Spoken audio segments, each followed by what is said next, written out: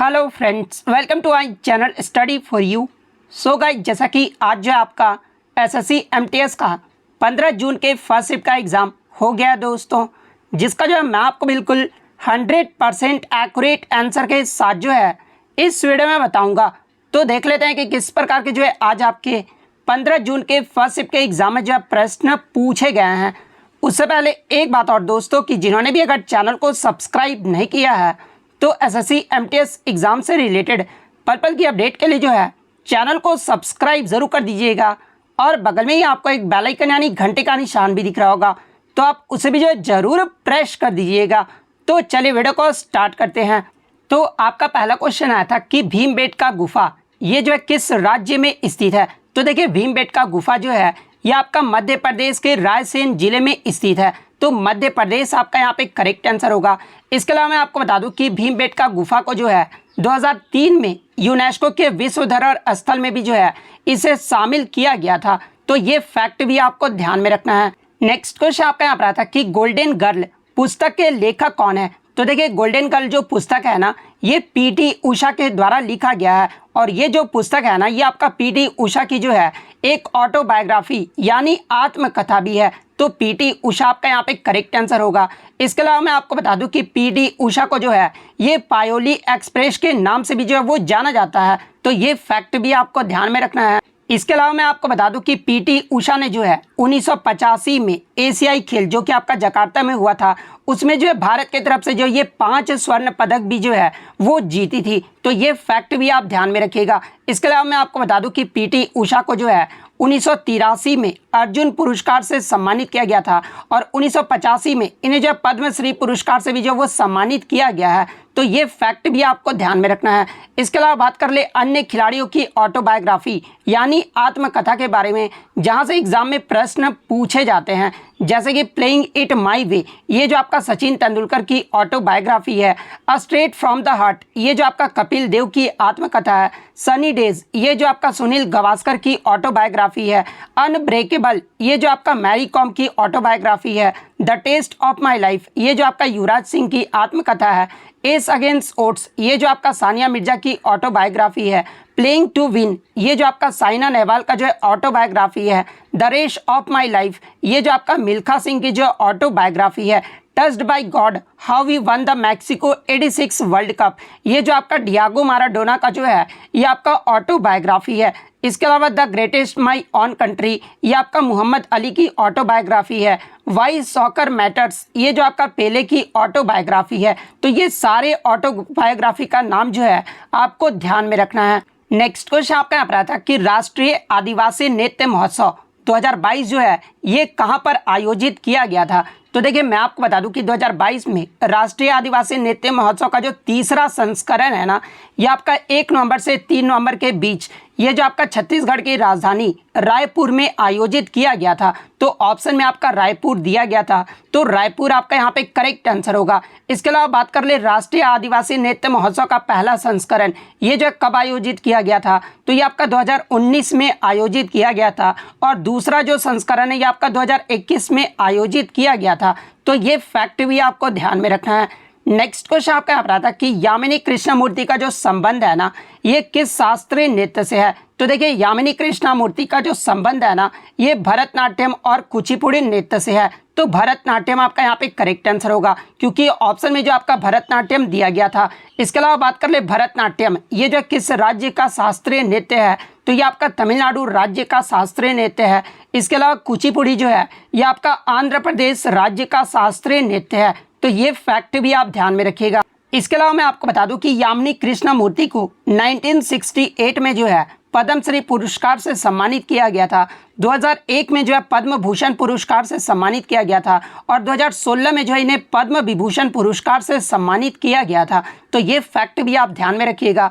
इसके अलावा अन्य प्रमुख कलाकार की बात कर ले तो देखिए, अगर भरतनाट्यम नृत्य की बात कर ले तो कृष्णा अय्यर, रुक्मणी देवी अरुणडेल, यामिनी कृष्णमूर्ति, लक्ष्मी विश्वनाथन, पद्म सुब्रमण्यम, मृणालिनी साराभाई, मल्लिका साराभाई, इन सभी का जो संबंध है ना, ये आपके भरतनाट्यम नृत्य से है।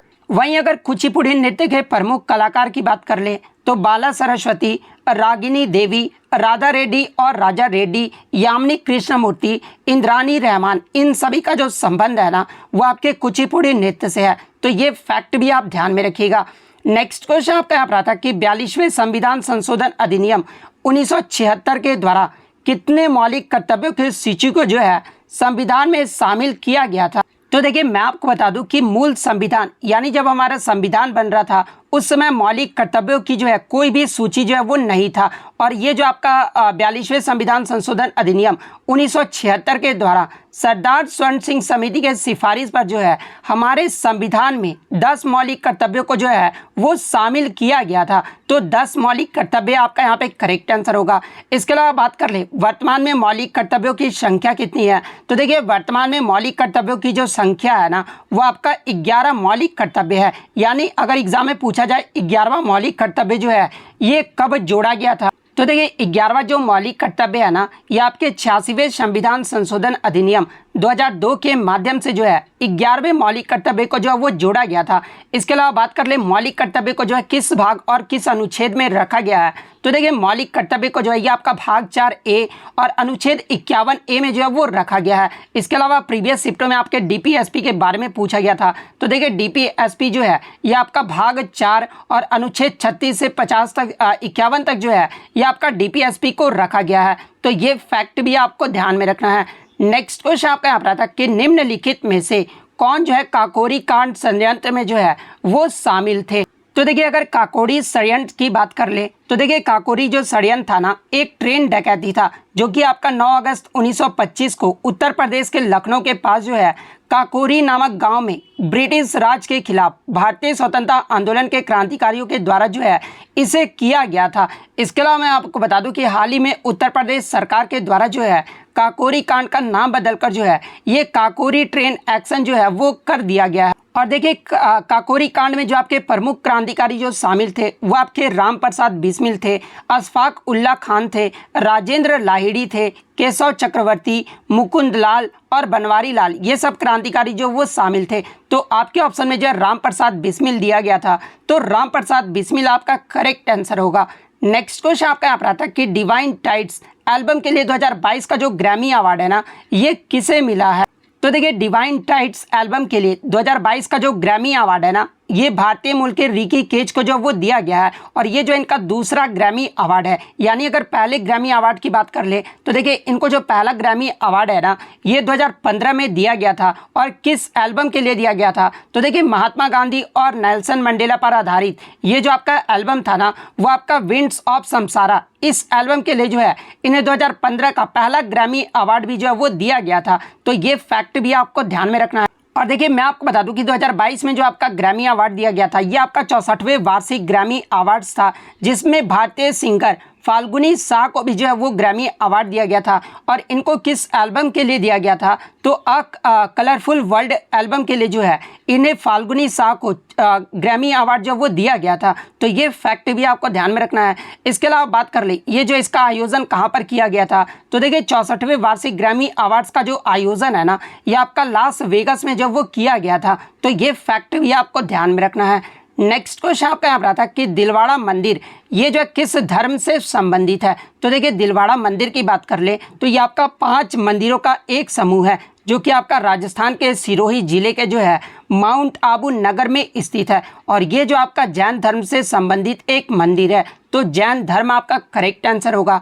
नेक्स्ट क्वेश्चन आपका यहाँ पर आता है कि लाडली लक्ष्मी योजना 2.0 2022 में जो है ये किस राज्य सरकार के द्वारा इसे जो वो शुरू किया गया है।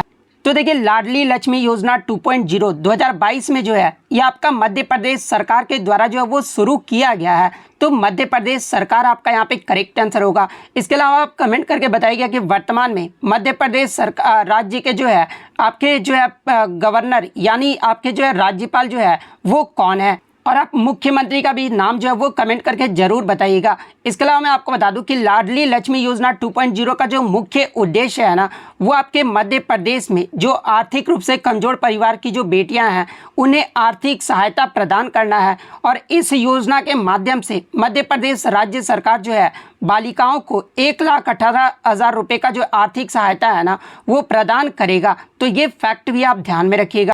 नेक्स्ट क्वेश्चन आपका यहाँ पर आता है कि राइडर कप ये जो किस खेल से संबंधित है। तो देखिए राइडर कप की बात कर ले तो ये आपका गोल्फ खेल से संबंधित है, तो गोल्फ आपका यहाँ पे करेक्ट आंसर होगा। इसके अलावा गोल्फ खेल से संबंधित अन्य ट्रॉफी या फिर आपके कप की बात कर ले तो देखिए वाकर कप, सर्किट कप और डनहिल कप, ये सब जो आपके गोल्फ के जो है वो ट्रॉफियाँ हैं, तो ये फैक्ट भी आप ध्यान में रखिएगा।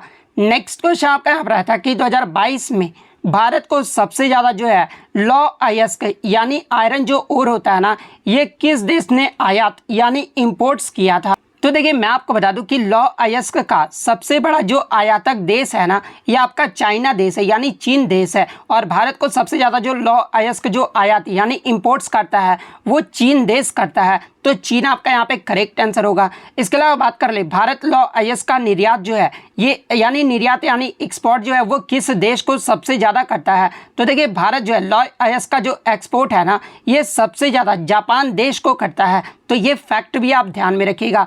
नेक्स्ट क्वेश्चन आपका यहाँ पर आया था कि खुदाई खिदमतगार आंदोलन जो है ये किसने शुरू किया था, या फिर खुदाई खिदमतगार आंदोलन का जो संस्थापक यानी स्थापना जो है ये किसके द्वारा किया गया था। तो देखिए खुदाई खिदमतगार आंदोलन की जो शुरुआत है ना, ये 1929 में खान अब्दुल गफ्फार खान के द्वारा किया गया था, तो खान अब्दुल गफ्फार खान आपका करेक्ट आंसर होगा। इसके अलावा मैं आपको बता दूं कि खान अब्दुल गफ्फार खान को जो है ये फ्रंटियर गांधी के नाम से भी जो है वो जाना जाता है, तो ये फैक्ट भी आपको ध्यान में रखना है। नेक्स्ट क्वेश्चन आपका यहाँ पर आता है कि 2018 के लिए इनमें से किस खिलाड़ी को जो है Wisden cricketer of the year जो है वो चुना गया था। तो देखिए 2018 में Wisden cricketer of the year का जो अवार्ड है ना, ये विराट कोहली को जब वो चुना गया था, तो विराट कोहली आपका करेक्ट आंसर होगा। इसके अलावा 2019 का Wisden cricketer of the year ये जो है किसे चुना गया था, तो ये आपके इंग्लैंड के ऑलराउंडर बेन स्टोक्स को जो है वो चुना गया था, तो ये फैक्ट भी आपको ध्यान में रखना है।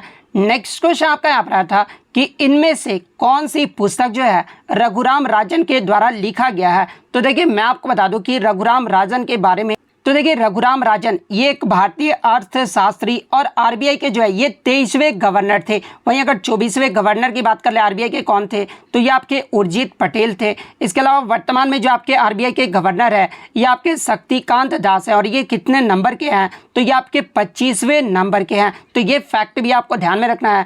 इसके अलावा रघुराम राजन के पुस्तकों की बात कर ले तो I do what I do, इसके अलावा the third pillar, fault line, ये सभी जो पुस्तकें हैं ना ये रघुराम राजन के द्वारा लिखा गया था, तो आपके ऑप्शन में जो है द थर्ड पिलर दिया गया था, तो द थर्ड पिलर आपका यहाँ पे करेक्ट आंसर होगा। नेक्स्ट क्वेश्चन आपका यहाँ पर आता है कि what is the structural and functional unit of life, यानी जीवन की संरचनात्मक और कार्यात्मक इकाई, ये जो है क्या होता है। तो देखिए जीवन की संरचनात्मक और कार्यात्मक इकाई जो है ये आपका सेल यानी कोशिका होता है, तो कोशिका आपका करेक्ट आंसर होगा। नेक्स्ट क्वेश्चन आपका यहाँ पर आता है कि when was the first synchronous census of the Indian population held, यानी भारतीय जनसंख्या की पहली जो समकालिक जनगणना है ना ये कब आयोजित किया गया था। तो देखिए भारतीय जनसंख्या का पहला जो समकालिक जनगणना है ना, यानी जो आपका नियमित जनगणना है ये आपका 1881 में जो है लॉर्ड रिपन के कार्यकाल में जो है ये आपका आयोजित किया गया था,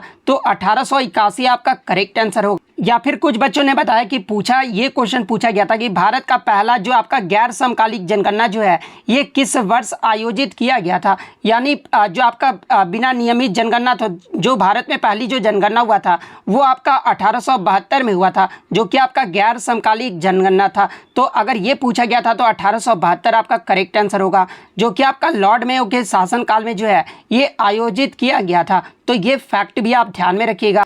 इसके अलावा 2011 की जनगणना की बात कर ले तो देखिए 2011 की जनगणना आपका स्वतंत्रता के बाद जो है ये आपका 7वीं जनगणना था, और ऐसे ओवरऑल अगर बात कर ले तो ये आपका 15वीं जनगणना था, तो ये फैक्ट भी आप ध्यान में रखिएगा।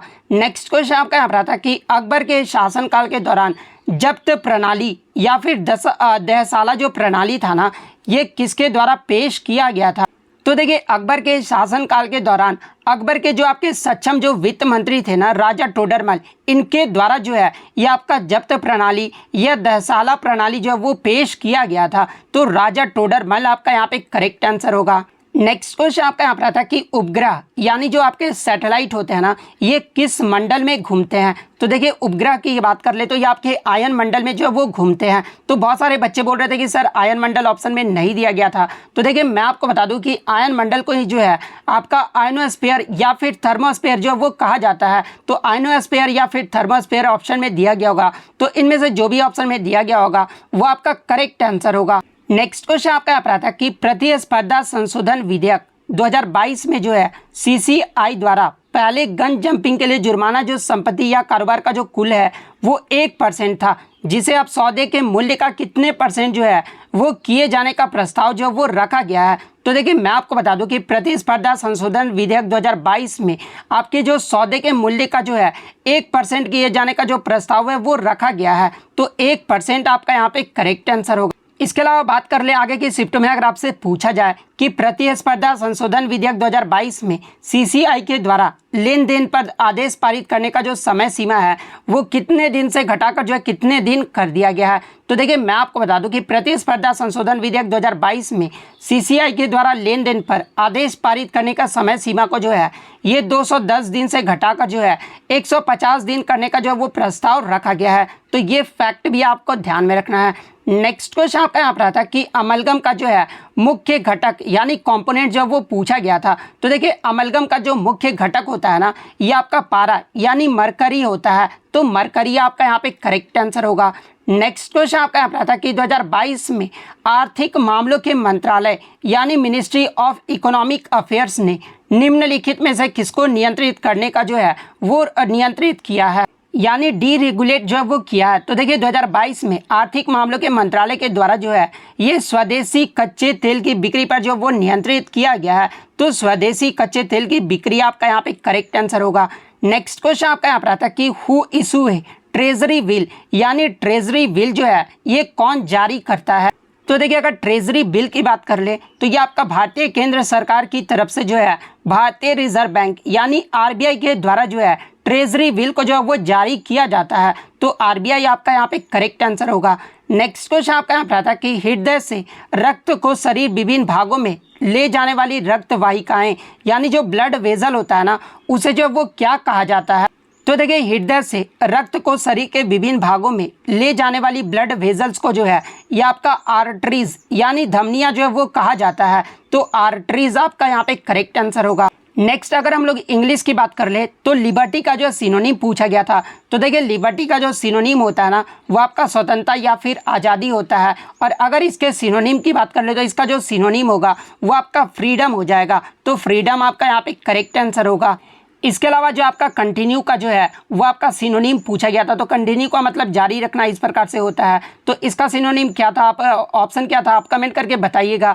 नेक्स्ट अगर हम लोग बात कर ले तो सिमिलर का जो है वो आपका एंटोनिम पूछा गया था। तो देखिए सिमिलर के अगर एंटोनिम की बात कर ले तो एलियन, अनइक्वल, डिफरेंट, अनलाइक, ये सब जो होते हैं आपके सिमिलर के जो है एंटोनिम होते हैं। तो आपके ऑप्शन में जो है अनलाइक दिया गया था। तो अनलाइक आपका करेक्ट आंसर होगा। इसके अलावा आपका रैश का जो है वो एंटोनिम पूछा गया था। तो देखिए रैश का जो एंटोनिम होता है वो आपका अफ्रेड होता है, रीजनेबल होता है, careful, reflective, cautious, sensible, considerate, shy, cowardly, thoughtful, ये सब जो होते हैं आपके रैश के जो है वो एंटोनिम होते हैं। तो इनमें से जो भी ऑप्शन में दिया गया होगा वो आपका करेक्ट आंसर होगा। तो इतने क्वेश्चन जो है आज मुझे बच्चों के द्वारा मिले हैं जो कि 100% रियल और ऑथेंटिक है। तो अगर वीडियो अच्छी लगी हो तो वीडियो को जो है लाइक ज़रूर कर दीजिएगा और इसी तरह रियल एनालिसिस पाने के लिए जो है चैनल को सब्सक्राइब ज़रूर कर दीजिएगा। तो मिलते हैं नेक्स्ट वीडियो में, तब तक thank you, all the best.